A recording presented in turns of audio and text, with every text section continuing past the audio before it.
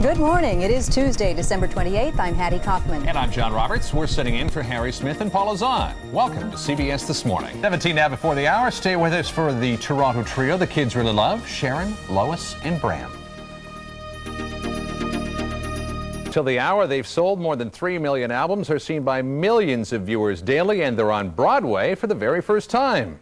Their core audience is age 7. And Sharon, Lois, and Bram join us this morning live and unplugged. Good morning to you. Live and unplugged. I love it. Good to see you again. It's Thank been a you. while. Wonderful to be here. Yeah, I remember the first time I saw you, it's got to be 12 years ago at a waterfront park up north. And the three of you were there. The songs were there, but you were sort of behind the microphones and you weren't really moving around a whole lot. How has the performance developed in those years so that it now plays on the Great White Way? You know, I think our greatest liberation was when we discovered that we could work with handheld wireless microphones.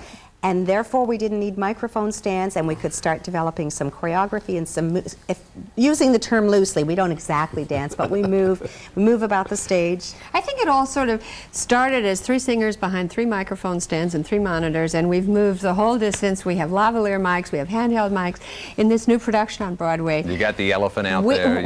One of the reviewers said they step their way through. Dancing is too strong a word. But that's so fine. we step.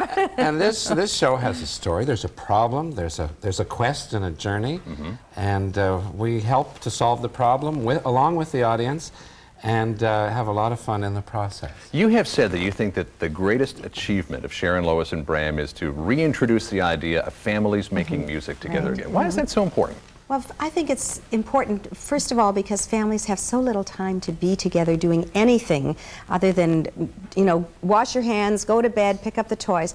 And so when they come and spend an hour and a half with us, and they have fun, and they sing, and they share good times, this has got to be the best therapy in the world. It's an antidote to the electronic world that kids tend to live in. Well, one of your songs that certainly got music going again at my house, we want to hear a little bit of. It's the waving song. This is the one that we're known for, so Numero uno. I think we ought to do it. Okay. Skin-a-ma-rinky-dinky-dink, skin-a-ma-rinky-doo, I love you. Skin-a-ma-rinky-dinky-dink, skin-a-ma-rinky-doo, I love you. I love you in the morning and in the afternoon. I love you in the evening underneath the moon. Skin-a-ma-rinky-dinky-dink, skin-a-ma-rinky-doo, I love you too. Boop, boop, be-doo. Mwah. This year you released a new album, which is called Candle, Snow, and Mistletoe, which is an interesting combination of the 2 celebrations this time. It's a holiday season album. We hope to appeal to our friends who celebrate Christmas, those who celebrate Hanukkah, and those who celebrate winter, and all of the feelings that are associated with And you've those. got a song for us from that, which has got a real sort of down east lilt. About mom's home cooking. Mrs. Fogarty's Christmas. Yes. All right. Questionable. As I sat in me window last Christmas, the letterman brought it to me, a little gilt-edged invitation saying, "Hey trio, come over to tea." Well, I knew that the Fogarty sent it, so we went just for old friendship's sake. Though I knew that the first thing they'd feed us was a piece of Miss Fogarty's cake. There were plums and prunes and cherries. There were citrons and raisins and cinnamon too. There were nutmeg, cloves and berries, and a crust that was nailed on with glue. There were caraway seeds in abundance. Sure to work up a fine summer cake. Ah, 'twould kill a man twice after eating 1 slice of Miss Fogarty's Christmas cake. Yes, it would kill a man twice after eating 1 slice of Miss Fogarty's Christmas cake. Now Elephant wanted to try it, but really it wasn't no use, for we worked on it over an hour and we couldn't get none of it loose. Till Sharon came in with a hatchet, and Lois came in with a saw. That cake had been baked with such power for to paralyze anyone's jaw. There were plums and prunes and cherries. There were citrons and raisins and cinnamon too. There were nutmeg, cloves and berries, and a crust that was nailed on with glue. There were caraway seeds in abundance. Sure to work up a fine stomach ache. Ah, 'twould kill a man twice after eating 1 slice of Miss Fogarty's Christmas cake. Yes, it would kill a man twice after eating 1 slice of Miss Fogarty's Christmas cake.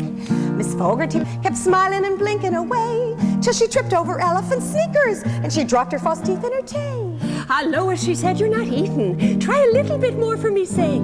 Oh no, Mrs. Fogarty, says I, for I've had quite enough of your cake. There were plums and prunes and cherries. There were citrons and raisins and cinnamon too. There were nutmeg, cloves and berries. And a crescent was nailed on with glue. There were caraway seeds in abundance. This portion of CBS This Morning was sponsored by Soloflex. Weightlifting, pure and simple. Yes, it would kill a man twice after eating one slice.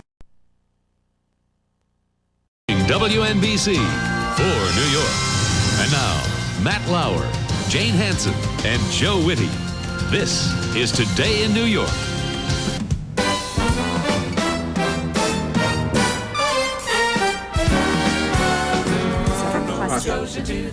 Hello again, and if you have kids between the ages of 2 and 10, you know this sound. You're very familiar with our next guest. They have a new album of holiday songs. It's called Candles, Snow, and Mistletoe. They are Sharon Hampson, Lois Lilienstein, and Bram Morrison, better known to everyone as Sharon, Lois, and Bram. It's not Bram, it's Bram. You got it perfect. Thank you.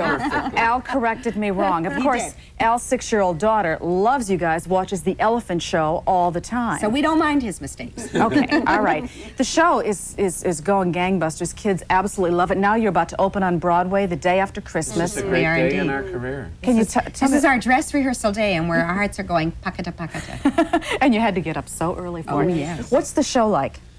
The Broadway show. Santa has a problem. Can't tell you a whole lot about it, but he's a bit upset that there's a lot of too much gimme, gimme, gimme, and he's lost his ho, ho, ho. And so we sing ourselves all the way to the North Pole to help out Santa. We sing Cool Yule, we sing Rudolph the Red-Nosed Reindeer, all the faves, and some new songs too. And the audience is part of this. Yes, sing, they help us dance. solve. It's a problem. They help us solve. The audience helps us solve the problem. It's safe to say that there's a happy ending, and the show is filled with music. Any elephants? Oh, yes. One elephant. Our great friend Elephant is in throughout the show. Now the elephants in the Elephant Show are not real elephants. There's one elephant, a costumed.